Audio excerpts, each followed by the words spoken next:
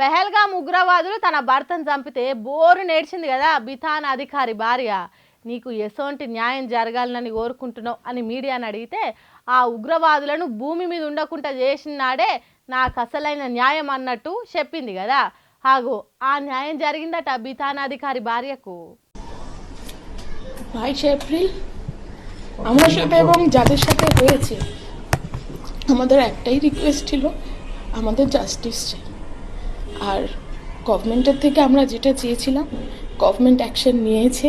ఇన్నరా ఇప్పుడు నాకు న్యాయం జరిగింది, ఇప్పుడు నా మనసు నిమ్మలమైంది, ఇప్పుడు నా భర్త ఆత్మ శాంతించుతుంది, సర్కార్ చేసిన పని మంచిగున్నది, నా సింధూరం తీసేసిన తుకుడా ఉగ్రవాదుల మీద యుద్ధం చేస్తున్నందుకు భారత సర్కార్కు చేతులెత్తి మొక్కుతున్నా అని ఎక్కేడ్చుకుంటా చెప్తున్నది।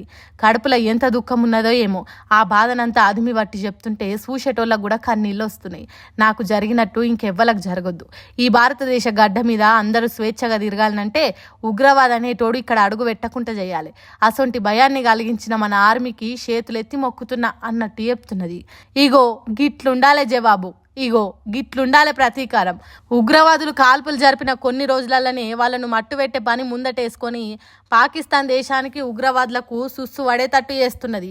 అంటే ఎప్పుడు మనల్ని కొడితే అప్పుడు ఎంబటే బదులు తీర్చుకోవాలి, అట్లయితేనే ఇగో ఈ అక్కసొంటోళ్ళ మనసుకు నిమ్మలం అనిపిస్తుంది, జీవిడిచిన దేశ ప్రజల ఆత్మలు శాంతించుతాయి।